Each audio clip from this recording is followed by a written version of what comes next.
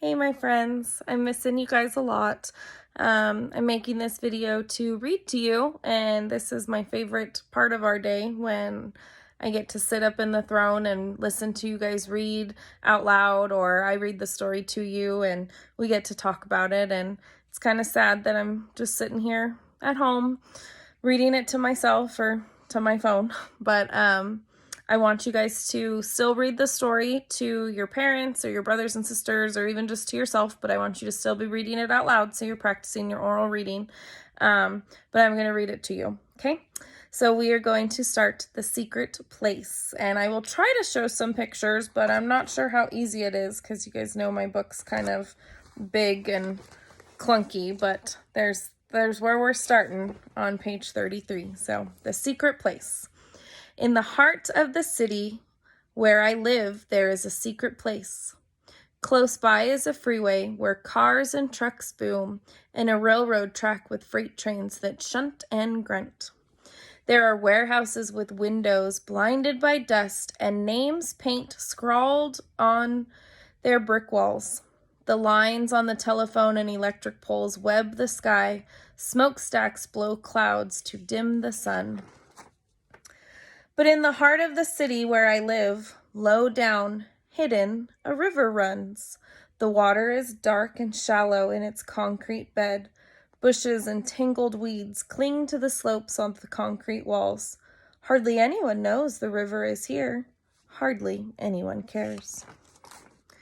Mrs. Aaron knows, and Mr. Ramirez, and Peter and Janet, who are married.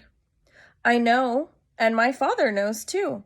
He works a forklift in one of the brick warehouses, and I showed him the secret place the day I found it. The white egret found it too. I watched the bird float down, its legs thin and reaching, its head plumes fanned. There's that, the bird. He do have some really long legs, doesn't he? Oops. The green-winged teal knows, the buffleheads that come to water skim know, and the circling mallards know. I've seen them here before. Peter says last year there was a mallard nest lined with feathers from the mother's breasts. Later, there were ducklings.